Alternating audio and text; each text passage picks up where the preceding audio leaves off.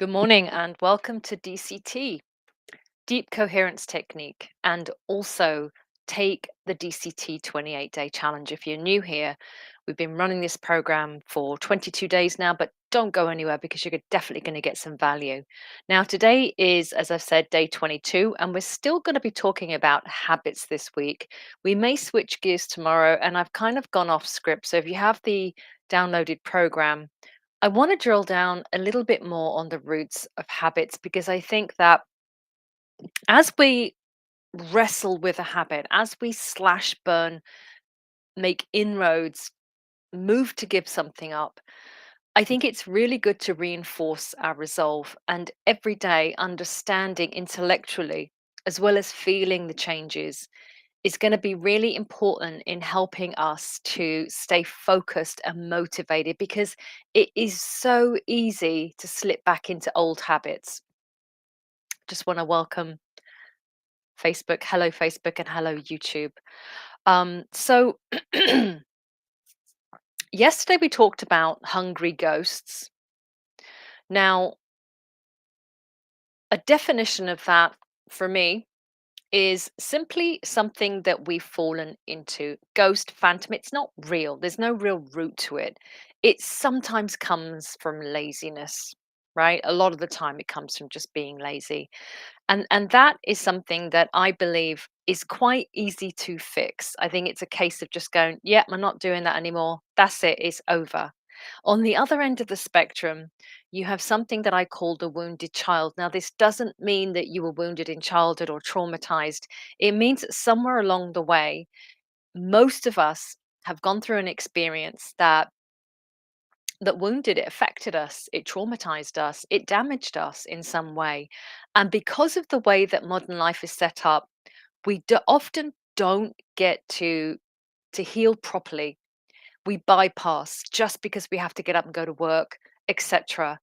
And so that wound can create a vibration, and that can be a massive root for an addiction or a bad habit, primarily.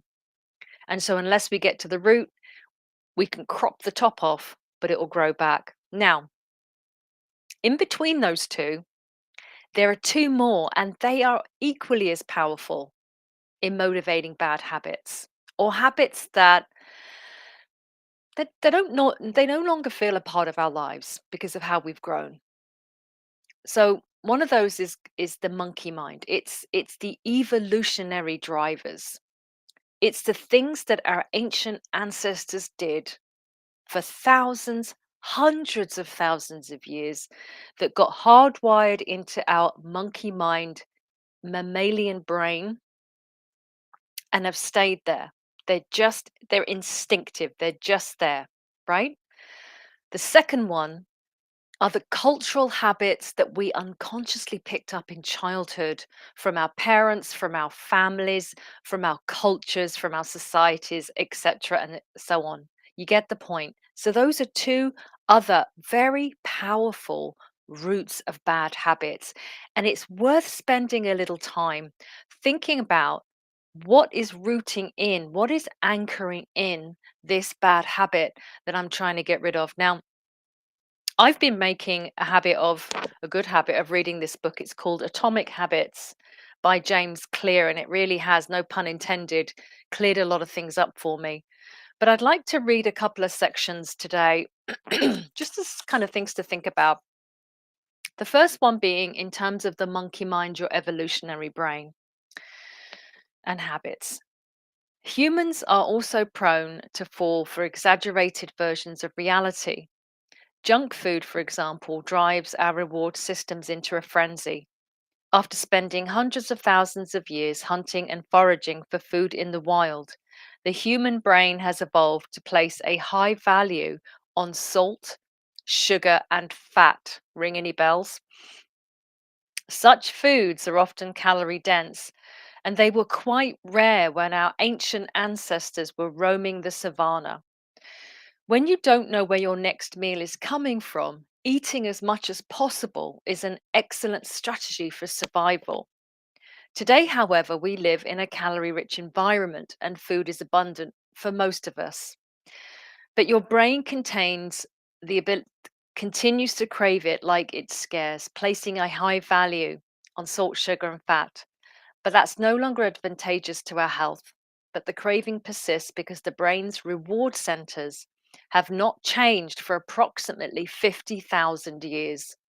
And the modern food industry relies on stretching our Paleolithic instincts beyond their evolutionary purpose. Now, he drills down in how the modern food industry, including the fast food industry, has really developed a lot of science around ticking some boxes that our brain will give us signals for when we're hungry. And they manipulate that. Now, I want to say this because a lot of people struggle and feel really bad about overeating or food addictions, and they think there's something wrong with them. There isn't anything wrong with you. Most people obsess about food. Most people think about food a lot. And most of us are hardwired to overeat. And that makes a lot of sense, especially for women. I mean, think about it. Back in those Paleolithic times, when perhaps the hunters had gone off to get some big game, and you had children and you had your village and tribe to take care of, women would forage, children would forage. So we were constantly grazing, we were constantly supplementing and looking for sugar, looking for fatty things, slow burn release. Especially if we were carrying offspring, we would have to feed offspring, we were lactating. And I really think women should stop feeling so bad. I'm not saying that you should do what, give in to everything, but what I'm saying is don't feel so bad about some of these things that go off in your brain. And if you think about food a lot, I'm going to drill down into that another time because I actually have been working towards a new food plan myself. And I'm finding that when I work with my evolutionary drivers, instead of fighting them, I do much better. I tend to give in less often and I have less cravings, but I'm still ticking those boxes. But that's another subject. But for today, your brain is hardwired to do certain things. It's not your fault. That is evolution. That is hundreds of thousands of years of DNA evolution. That is it. So when we take guilt and shame, and when we stop calling ourselves weak, when we start to own what is driving us, we are then in a better position to say, right, how do I work with this now that I know? How do I work with this situation? Now, there's another thing that's also driving you that is also beyond your control, and that is how you were raised. You know, no right or wrong here. We're not condemning anybody, but it is just a fact. So, humans are herd animals. This is again a quote from his book. We want to fit in. We want to bond with others and earn the respect and approval of our peers. Such inclinations are essential to our survival. For most of our evolutionary history, our ancestors lived in tribes. So being separate from the tribe, or even worse, being cast out, was a death sentence. Meanwhile, those who collaborated and bonded with others enjoyed increased safety, mating opportunities, and access to resources. As Charles Darwin noted, in the long history of mankind, those who learn to collaborate and improvise most effectively have prevailed. So we don't choose our earliest habits, we imitate them. We follow the script handed down by our friends and family, our church, our school, our local community, and our cultures and societies. Each of these cultures and groups comes with its own set of expectation and standards. So these are all kind of ideas and rules, subconscious, about how men and women should behave, how relationships should go, how, what you think about money. All of these things are rooted in you. And that's not your fault. So you shouldn't feel bad about doing some things that you know that no longer work for you.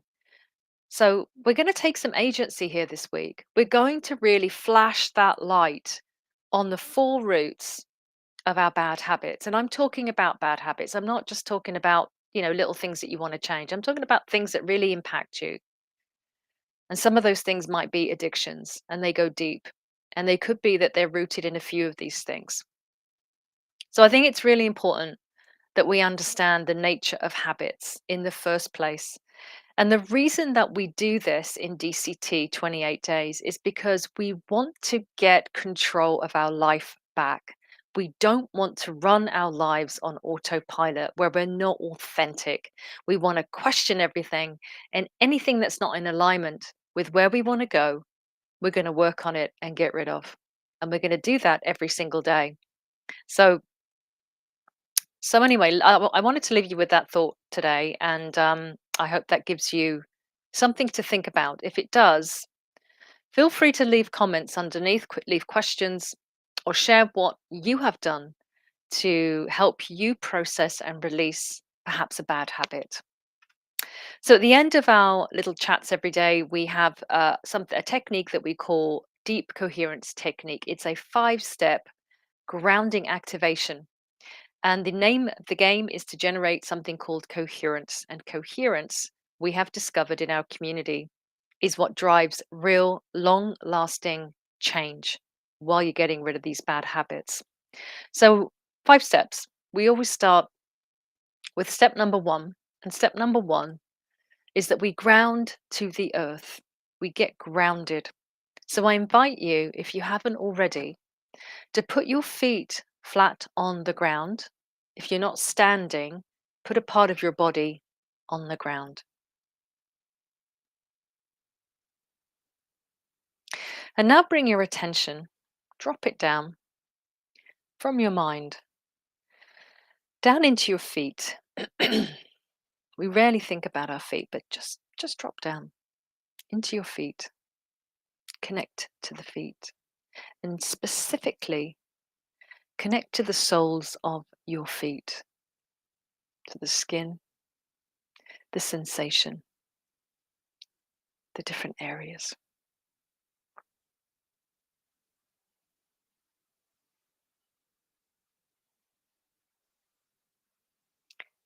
Now just hold that. And now I'd like you to bring your attention to the ground beneath your feet. Bring your attention to the ground beneath your feet. Feel the sensations. Feel the texture. Feel the energy of the ground beneath your feet. And notice the difference between the two.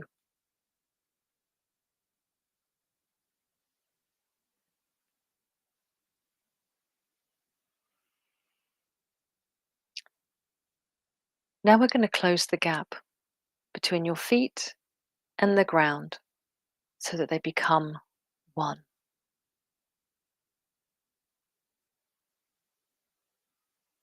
Now allow your awareness to drop down through your feet, through the ground, and as it does so, you discover a network of roots, vast, fine.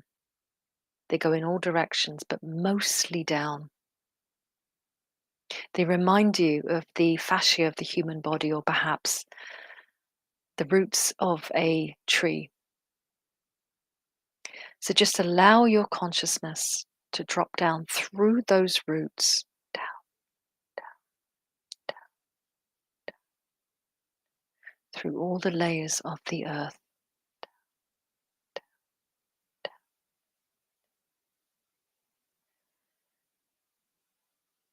until you reach the center of the earth and the earth's core, which is round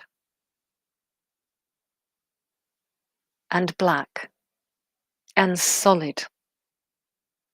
And you notice that your roots go through that core. So follow those roots through into the earth's core.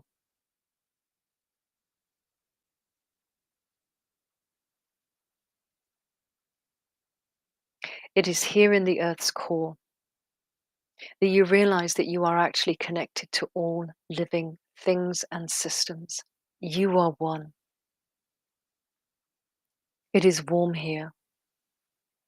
It is nurturing here, and it feels like home.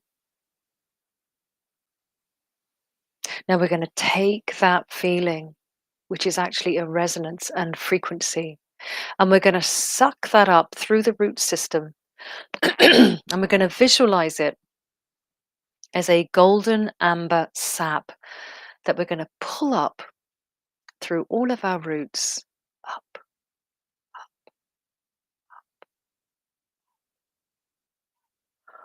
all the way up to the ground beneath our feet, through the ground, into our feet, and feel that whoosh of energy, like a spiral, like a vortex.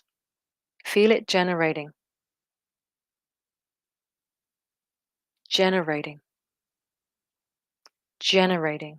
Now I'm going to count from 10 to 1, and when I get to 1, that spiral, that that vortex is going to rise up throughout your body, and your whole body is going to vibrate with this earth frequency resonance that we call grounding. 10, 9, 8, 7, just let go. 6, 5, 4, 3, 2, 1.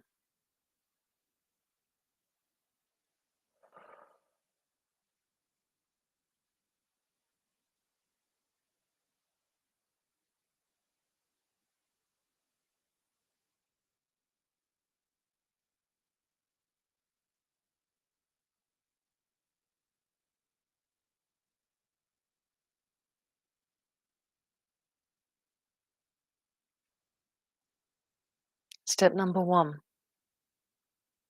is complete.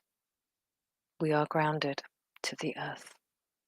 Step number 2, we're going to breathe 5 times really deeply, 5 times through the nose. We're going to count 4. We're going to exhale more slowly. And what we're doing here is we're activating the light body. We're going to be pulling in prana life force, and we're going to see that as a brilliant white light that comes in and infuses our entire human body with an effervescent, energizing light. And you can see your breath coming in and out as a series of waves. What comes in cleanses, what is exhaled purifies. 5 times.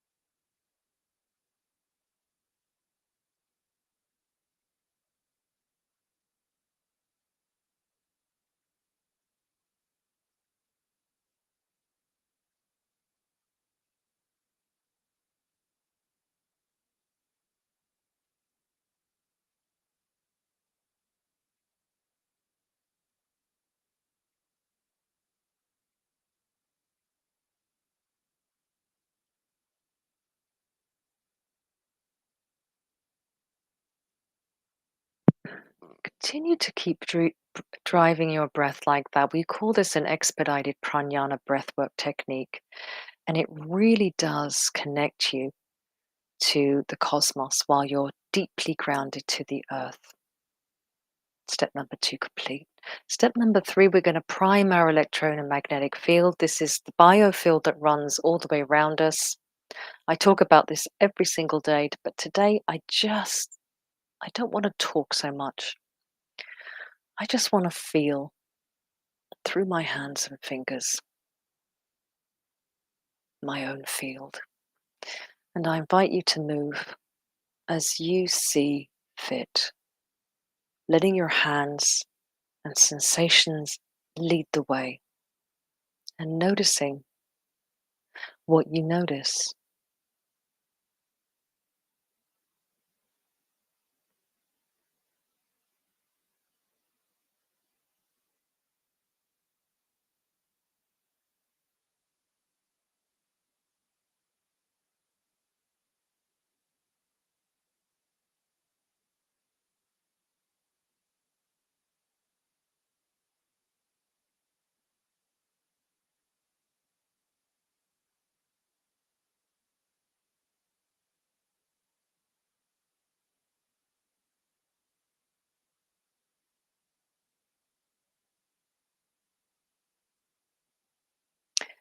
So I'm not just priming, which means connecting to my field, I'm actually scanning it, making sure it's clear. I want it to be clear for what comes next. What comes next is a heart activation, which is perhaps the most important step. So bring your hands together, place them in front of your heart, really push in, really connect physically to your heart. Close your eyes, gently open your hands as though you're opening a portal, which in fact you are, because your heart is a stargate that leads directly to the center of the cosmos. So walk through that stargate and notice where you find yourself. I'm going to describe what I'm seeing. I'm in a very large, illuminated space. There is light everywhere. There are no shadows here. Everything is seen. Everything is transparent. Everything is clear. And everything is pure. This is a sacred space.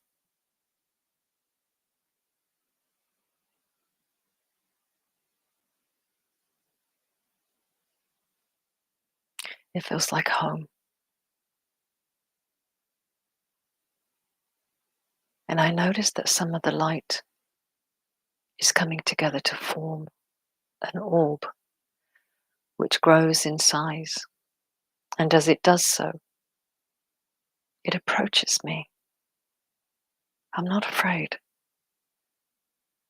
I feel magnetized towards it, drawn to move towards it. And as I do so, it grows and completely engulfs me. And when we become one, the light explodes into what looks like a rising sun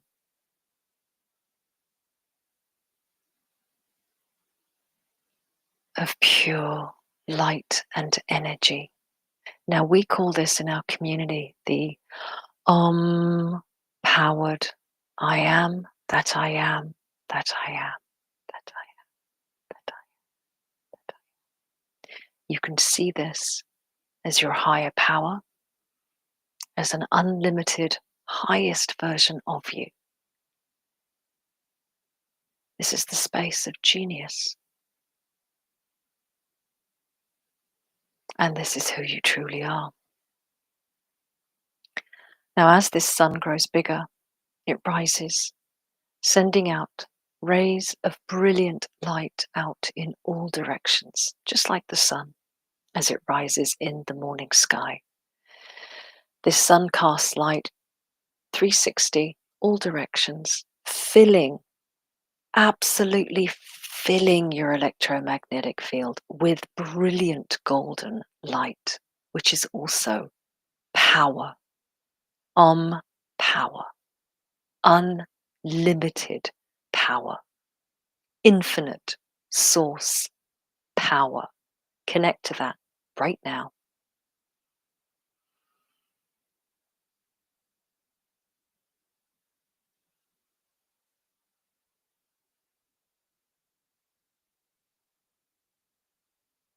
This is who you are.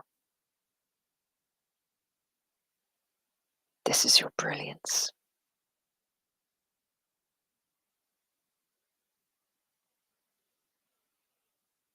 And now feel that power that you've generated between your hands as you bring your hands together. It's quite tangible. Bring your hands together. We're going to go to step number 5 now. And what we're going to do is really, really fun. We call this the power of 9, group vortex energy. So we're going to place this triangle up above our third eye. And we're going to connect to the people that are meditating with us today. And we're going to harness the group vortex energy. Now, this is like a beam of white light. It's not generated from us. It's the group vortex energy. It boosts, it's powerful. So run that, connect and run that through your third eye, your enlightened mind. Just connect. Feel it come in. Feel it building. And then when you get permission, because sometimes you don't get permission, but when you get permission to go, send a beam of white light down, using that vortex energy down to your heart, which will then waveform that out into coherence. You can see it as a waveform or a ripple on a still lake. So see that waveforming out. This is coherence. This is a carrier wave. This is what we run on through our day. And the reason we generate coherence is because it boosts and carries our declarations, intentions, positive thoughts, things we want to happen for us, opportunities. This will carry that in a strong signal out into the quantum field. You're generating what you want using coherence. It's not just about feeling peaceful. That's great. But it does more than that. It's proactive. So things are going to come to you and you'll be grounded and ready for them. So just let that wave go, let it run. You don't have to worry about where it's going. It's going to do its job all day long. And because this is a sovereign space, we always seal the deal. Put your hands in front, repeat after me. And so it is. For I command my space, and I bless my day, I bless my world, I bless everyone in it. And we say to you always, notice what you notice. The quantum field is always talking and listening to you. You have a wonderful day, and I will see you tomorrow.